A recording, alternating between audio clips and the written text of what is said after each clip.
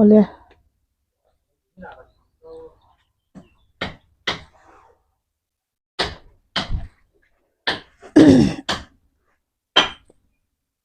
thirtu te in zawa in chibai ka buk le vek chawa hei voina chuanin hei saron tun lai kan buai puya voi thum parter kan tuma ka video po karon da a Bawngek ka pelai te leitha ka pelai thleng karon da veka hei tun lai chu in hu ang hian an la par lo em me a leitha ka pe ka tang khan thakhat aliam to a enga tinge nyang o ti in ka han ngai to a hei tuna po hian karon in wat sai ben se em a hei ka video hi atira tanga top thlenga melo en sak tuin ka ngen chuwa in lo chuanin thil tha tak tak karon sei don in lo hredon lo ni chu chuang chuan atira tanga top thlenga melo en sak tur khan thlir tu te ka lo som hasa chuwa enge Bawngek te arek te kan pe thina khata khan enge thaberang ti kha keima po hian ka ngai to thina chuan ka sei thina arek ka pe khian an par chu a full du em me an par thadu em me ni chu Bawngek a hian Tuntrum hian Bawngek ka han pe a an par hi aron om thadu lo mai pe lama an kung hi chu hrisel tukta chuan a par hi a full lo ni chu ma pon ka sei to mi cholen a po khan ka sei to a arek ka pe kha chuan a par kha a full nal em ta Bawngek ka pe kha chuan arek ka pe ang kha tluk lo ka ti khamo ka sei thin kha chuan Tuntrum po hian Bawngek leitur ka hmu mai wang khan ka han lei le ta Bawngek kha ka han vur le waka chuan ruah sur te po ruah sur wang te po khan yang a pakhata chuanin masengin enge chan yang o ra ka an par that du Bawngek ka an par full on chan hi ti khan a chan om kha ka han zong ve ta ni chu chuan chuta chuan thil hmu chhuah thadeu mai ka neya chu karon hril le du chawa saron kha ti par ha kan du tlang veka a then chuan ka ti par thei chuang lo re reng te kha in ti a ki po Tuntrum chu hei ruah sur wang chu ni thoma sengin an par hi a par chhun ho po hi an full lo ka ti lu tu ka kalung oi lo ni chu mo hei te hi control lo a par in shat thiam du don chuan heng te po hi karon en tir du chawa hei ka control lo azik si kha pa na tur ni lo ti ka hril fia du wang chu hei poi ka zuah char chara azik sik lawin chuan hei ti han aron par chhauta ni hi foreign par varsin kha ni ta ni chuan ta hian magenta hi par bok tan to ta a poi mon ya vo ina ka sei tur hi mo lo en ngun ro magenta hi ni ta hi par bok to ta ni a par hi kumom tu lom chak ma se ka do amina full lo ni chu mo hei ma se aron par don chau thota anna thale tu khi anin om ni chu pai rek te poi ni nom ta chu bang chuan enge par tur an mamawh ber ni ang ti in ka han ngai to a Tuntrum a chuan ar ek lei mai tur ka hmu lo wang khan Bawngek ka hmu rem chan wang khan Bawngek kha ka ron leita kha ni a chuan heta hian ka thil hmu chhuah ka han tia chuan pangpar hian par tur hian leitha chi hrang hrang mamawh ta a azung akung aparna ahna ani ta ni ta chuanin hei NPK pok an hmang thin ta ni chuan nitrogen phosphorus potassium ti na main ta NPK a chuan tu ta chuanin nitrogen chuan ahna kha ati thata ni mo ahna hrisel na le ahna moi na te kha ni ta chuan phosphorus chu apar na tur kha ni ta ni pangpar lo par theina tura ranpui tu chu tha kha ni ta ni chuan potassium chuan azung le akung kha ti thata mo chuan khangkha kan lo peta ni en ang a formula en ang vek khan 19 he kan petlang pui ta a chuan chu NPK tu lo ni phot ta se Saron a hian Bawngek le arek pe thin kan om ta ni a then chuan Bawngek ka du ber kan tia ke chuan ka fak ber chu par nan chuan arek hi kala fak ber a Tuntrum a po han arek hi karon fak le lok don ni chu chuan omzia chuanin khang kan chu tha kan pek reng lai khanin over kha lo om vele thein ni chu na aron thadwa dua kha enge chan yang te khan ka han zon chhuah chuan nitrogen hi kan pe o kan pe tam lu tu kan yang ka ti ta chuwang chuanin rx hi ipe ila chuan thei changin NPK po kha hi han bu sila rx ka hianin NPK hi 3 nitrogen kha 3.03 om ta a alum lu tu ka tar mi the kho zela chuan phosphorus hi 2.63 om ta ni chuan potassium kha 1.4 om ta ni chuan chu NPK kha om vek thota are ka khan ni phosphorus kha atambik ta ni chumo 2.65 om ta ni chon Bawngek ka han clear le taila Bawngek ka hian nitrogen 3% oma chon phosphorus 2% om ta potassium kha 1 ni ta ni chon rx chu afilor bik ani chumo Bawngek ai po in npk a composition om zat kha chon nitrogen phosphorus kha Bawngek ne le rx in thlauna chu 0.63 lai na in thlau ta ni chu Bawngek ka po khan om ve tho ta are ka po om tho ta ni ma se are ka om kha atambik ani chumo chuan potassium po are ka om kha tambik ta chuan zirmi te na an zira chuan ka han in chiara chuanin heng leitha chuan are ki afilor asang bera he chicken manure ho arte ek tharlama phe chuan atamani chumo npk hi atambik ta chuan he poultry manure ai nang tlang vek tho ta khatiang khan manure sang kha zirchianna researcher ho chuan RX hi an fak ber ni chu leitha NPK composition a khan tam ber ta chuang chon hei wang hi ni don he ka ti ta ni chu RX a hian leitha nitrogen phosphorus le potassium kha alo tam big wang ani hi ka Saron te RX ka pe nga an par vul that em ti kha ka ngai to chhuak ta ni chuan leitha kan lei po in Saron tan bik chuan par na ngor kan du ni chuan phosphorus tampiang kha a composition tampiang kha leila an par thadona chun chu anna po ati that tel tho angai ta ni omza chuan anna a thata azung te a hrisel khan a par po aron thathin ta ni ma se khami thalwa lo ronga ta a par kha a par the chuang si lo ai kha chuan phosphorus tamna ta composition om tamna kha peta ila kan ti fu don ni hi ti hi ka ngai to ta a chu ka lo hril do cha chu nya ar ekapeka an partha em lai bong ekapeka powerful lo ka ti zia me he ngen chan yang o ka ti ta chuan hemi fertilizer kan ti chemicals ang chi a hian enge phosphorus tamna yang o ti in ka han zong le ta a ta chuan ti kum nge lockdown top lampang khan ke sha leitha kha leitura van wang khanin Bawngek te rx te kha leitur kha awang em em ya chuan group pakhata hian DAP anzor thu kha anon post ta chuan DAP chu ka cha ve tan ta ke si somni lai kha kaleya ta chuan in thlai ka lati war lai kha ni bok ta thlaya te dragon fruit ate han ka han tel ta chanchu kha arte bong te kan vul vel awang khan khatiang ek khaman me tur om lo wang khan olsam si thabok si ha ka zong ani chu ta chuan DAP kha kamang ta chuan ka Saron ati po khan DAP kha ka pol ve ta ni chu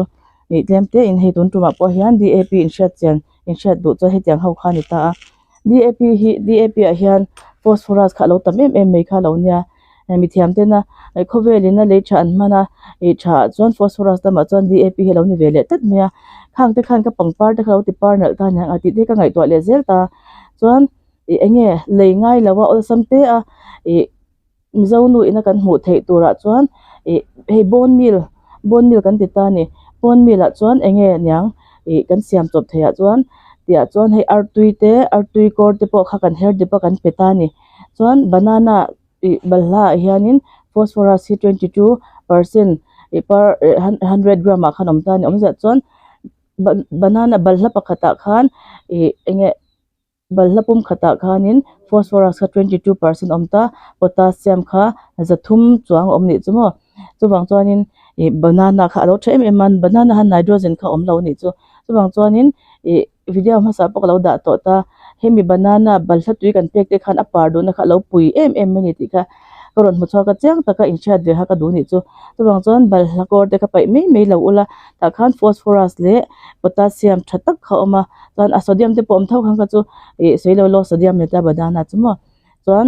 chulai kara ka lo zele lok du chu kal thalo nei te ni chuan balhla te hi eitam lo tur nya ti kha ka lo se ve me nga chuan chuwang chuan kan hmu thei me a chuan chawka compost atang chuan hemi phosphorus tamna turanga chuan he bone meal a chuan he sanga ruangte khatiang te artui hi apum khata hian 95 milligram artui pum lian thapa nga ya hianin phosphorus kha omni chu hei wang hi nyang kate artui te hei enge along em na chan hi fidel ate po kawa phum top zela thakhata voi ni te tikhan fidel hi an tha em thin ti te po ka video ma salama ka lo sei to a tuna hian a thatna angkha ka han mu chuak le zela fa hetiang taka zirchian hi ka nei ngai lawa Tuntrum chu video en thu chin tu te kon shil chak to chawe me ma he thi kon shil le chawa chuan chuwang chuanin kan saron te an lo partha duhnan te nge moi taka an vultir na hrisel box hi akung hrisel box hi a partir kan du a chuwang chuan in tan le ka tan ni tu kalo in zir ve a ka thei ang tokin chu thu chu kon shil du chawa pangpar hian pangpar pon yang tu saron bi ka kherlo po par tur hianin phosphorus an mo tam bera phosphorus chu nge hei chawka me kan hmu thei chuan ka han soi ta ka chuan bawng te hei bawng lampang mi ta te pon na tam ta ni bawng te anga te po hian om veka phosphorus chu ma se ol sam te akan hmu thei chuan bawng ek ain ar eka phosphorus kha tama apar du na kha hei wang hi ni ar eka pe ka penga alo full bloom na em chin ma se pek over chuan apar kha an par vul tuara a thin chu arawa achil le du thin ti te po ka soi thina apar hi atlo lo dem o ka ti thin ni chu an par na sel tu thin khamo ase bawng eka chuan an par hi a full lawam ase apar hi atlo ti te po ka soi thin ta chuwang chuanin hemi a hian ar eka hian he phosphorus pangpar shimshim an par du na tur ta na leitha chotha kha lo tam big wang hian ni alo tam big alo par du big ti kha ka han mu chwa ke ka tia keima pok loma inzara ni chu saron par thei lo ka beidon pui ve lu tuk chuwa thei patu ping ka lo injir ve enge pe ula thang ti kha ka lo study pui ve chu ni chu ke chu ka van ne nge chu ar tui te ka pen sa ar tui kor te po ka met soma tui rongat te po ka vale chin ka tita thanga khan ar tui khan phosphorus kha lo tam lu tuk kha lo nya khang khan alo puyanga pangpar te hi banana ang te po ka petel reng ta chuan kha khan alo puya te si sel bok kha lo ni ta tha ek kan pek mai ba ka khan chuan npk a po nitrogen tlem na na om lup phau thin kha chuan nitrogen tlem na khalo zong ula npk a chuan entirnan nitrogen kha 10% chu omna te phosphorus 35% omna te po oma potassium kha tyang khan phosphorus tamna piang kha lo lei ula kha tyang kha composition chang kha om thin ta mo asan le san lo zong kha chuanin kan soi zaw mai du na chuan hemi DAP a hianin DAP kan ti chuan diammonium phosphate ti na ani ta ni chuan DAP hian an soi dan chuan water soluble ammonium ani ta ni hi tui leya zobdal thei tura an siam khan ta ni chuan hi atha em ta he DAP hi mi tlang pui ram sang po ina an man tam ani chumo mizoram mai ni lawin chuwang chuan he DAP ato lo si a zaman pon adai to do na in lo lei ve anga in tiang hemi khat hi hian pota hian da ila ti hian tam lo te in furte ni don wang khan tam deuh kha lo da lo ula than chu al tmela an na sat tu chuan azung te kha ati troi ve the ni chumo chuwang chuan tam lo te khan lo mang ve chin ula phosphorus khan mi boost nan ti tam nan khan mo le tha in pe to thoin ka ringa ar active work ekte asengin a phosphorus khalo tam lo ta ka khan khami apar du na ti tam tur khan npk pakhat komena khan npk po bu khat ka mang zo ton par chong lo ti te kha oma hei mi wang hi alo ni don hi chuwang chuanin dap kha lei mai thin dora te po omboka chuan in lo lei ve anga tente te in thirfian khat lek te pon in lo pol ve anga hi antirnan po in potalen dan zir khan mo in potalen dan azirin in lo tel menga in potate chuan in tel chemanga in potalen chuan in tel tamanga chuanin kalo soile du mai chu bawng eka chuan hei nitrogen te alo sang ve a hei hetiang bawng eka man chuan hemi na rang ho te hi an ran dan hi amoi em ya an na zia hi ron chwa chiang ka ti tu ka fak tho ni chuan ma fak thawa mase apanan ngor chuan rx athuk lo ta ni chu ma ina ka experience a chuan dap po chu ka tho ta lockdown nai khan ka saron ek bogan te kha ron par thalu tu ka hei par mo kan ti ho te kha ron par thalu tu ka ni chu mo chu ka lo thei ngel ke pon dap ka mang ti kha masengin khami lockdown top lama khan mang ta tan khama chuan ma se ka lo zui to chuang le ka pola pol tam kha ron thei mo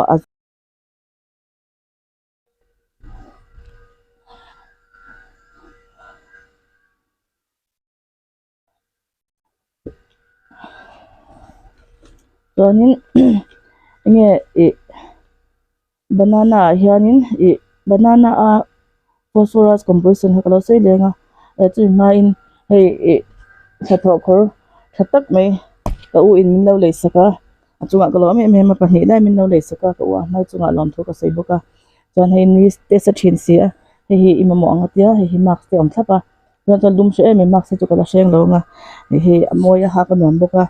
a mai chunga lom thu ka sei chuan banana I kha a thatna hi kalo sei lenga banana hian phosphorus content kha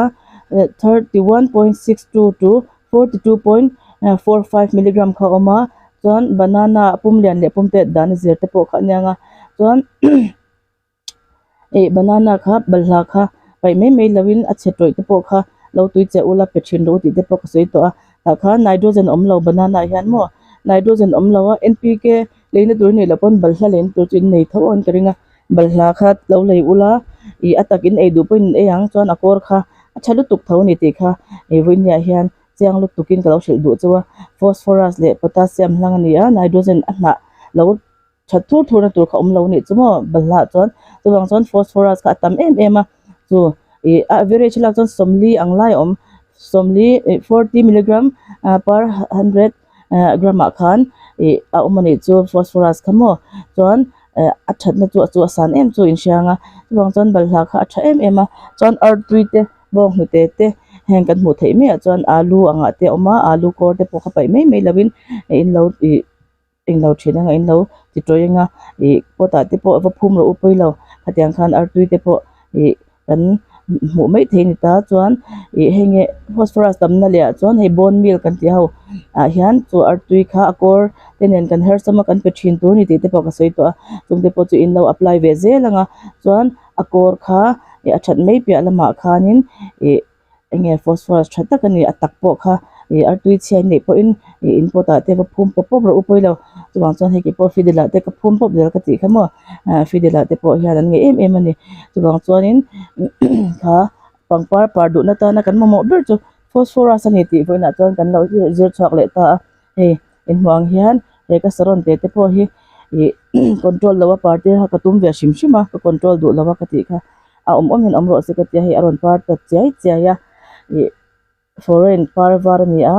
amoi em ni chuan kerala var te po kan ti a snow white te pon ti then chuan snow white var sin zawk khania hian ka thun lai ka chune setan katila ron toi le anga setan katila tyang kha asengin in mo tan par ve shim se ka ti wangin hei kan siklawa ka party ra azik si lawa par hi mo in ti nge ti lo te po kha ka ron hrilhduh chau ni chumo par hrilhduh ma se azik kan si a par na chuan amoi du ta tuna po hian azik ka siklo ta ron par ta tho ta song mai ni chu chuan hei ti han toite te han par tur hi lom chau ta aron par full huna khan ka phalani chuan tian ka sikle anga tian ka chiple ang par hnuah po khan mo ala siam thei tho ta ne chu nya saron azik kan si chan ka ti kha apar du na shim ni mi lo ka tia chuan kan si chana chuan a sep siam moi nan te kan sik thin ni chumo chuan hei ha chu si angai lo an man hin rual ta a yan moi te kan aron par wal mai do na hi azi tiang a hian aron pu mom fur to ta chuan heng chu filor om na sat lu tu kha chuan apar te khan moi lo an par tho ni chuma se an moi lu tuk lo ta ni chuan tuna chuanin kha dap ka fak em kha dap khovel po ina an man phosphorus timeila pangpar par duhna ta an man dap kha dora te in lo zong venga lei tur hi om ve thina chuwang chuanin hei bin tu te ho te po in thlai chu lo ra tur chuan a par phot angai ni chu hei bin te po in sianga ron ra tur chuan aparta aron parta parte ron ra le ta ni chuwang chuan he bin ching tu te po in he dap an lo mang na se em thin ta chuwang chuan om se chuan an partir ta a lo ra ta ni kha khan apar na le ara na kha aron ti tam ta kha wang khan kan saron po kha par tur khan he phosphorus tam na dap le tha kan ka shat chwa ti mela han zirchianna ka lo mu chwa kha ma po in ke pun ka man tho thin ka ti kha man tho thin han ti mela kum khat cha ka mang ni chu lockdown lai khan leitha awang le tur kha chuan dap hi thlai ka ti war lai nia chuan ti han ka han mang ta a tuna hianin tu dap ngei mai chu ka saron te ka bus le dona chu in ti ve du ta ka ti in le nge kan saron par thailo ti zong de kha ka khongai ve bok chi chuwa ti khan karon in zirchianga ka tan pu a hloka in tan po in auchhuahpui ve nge ka be se a vo in nia hian in tan video ko ron siam ke chu ka chang chia ka boya etia uluk ta ka video siam tu hi har sat em me a tuntrum chu ron in bot se ur sun ve reu me a chuang chu abul changa top singa ka video me lo en sak tu te zong zong chu lom thu ka sei boka chuan min lo share saka nge min lo phu lo comment pe thin tu te polom thu ka sei veka min lo like sak thin tu te chunga polom thu ka sei nge tul le tha zo duin nei chuan lo zot zet ula ka thiam le ka hriat zong ni chuan ka lo chang ze lang chu man chang chang in ka then chan har deuh te le chan ma deuh te pok nei thinang in ni hriat thiam na te in ni nge ngai hlut na zong zong te po in chu ka lom thu ka sei ha ka lon sei tu na chuanin chu dap chu ka Saron ka lo pe venga chuan kan ti pa ze langa tul ang te kan sei venga nei in huang hianin a hna dua dua hei ti han pangpar po hi a full lo ni chu ka duang khan a full lo lut tu ka ka be sen phalo ni chu hei te po hi ka be se sang ve tu ka ma sengin control lo party shim shim ha ka tuma aron part ta tho na khanin full lem lo ni chu mo chuan hei in mu anga golden yellow te po hi ra ka pe thina chuan thakhat le chan ve ten aron par thin ta tun chu hei tha khat aliama thakhat thani ani chep to a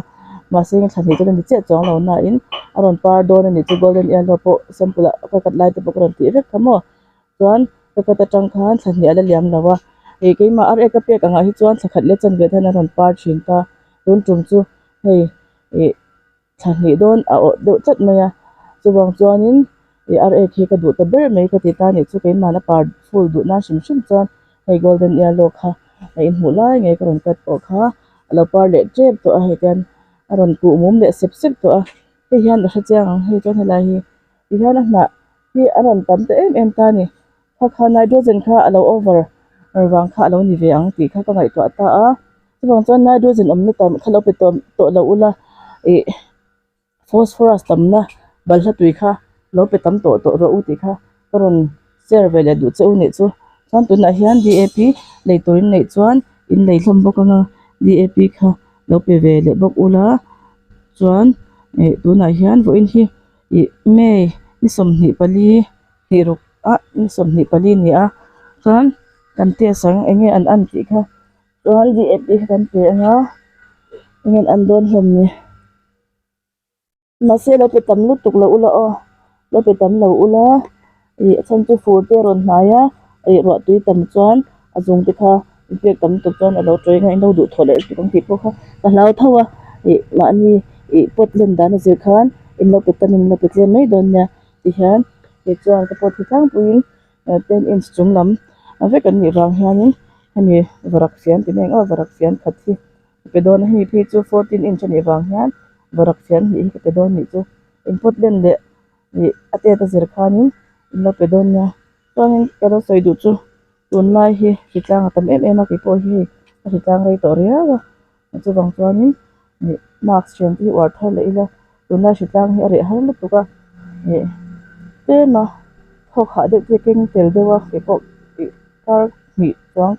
kar thum don chu ka dam lo do ta chuang chuan video pu tin po ron siam sak lok thei lo chuwa tunah hian dam doi te ke ya hemi hi ka han in zir thar le hi ka ron hrilh chak cheu em avo in chu ka ron in lan sham shama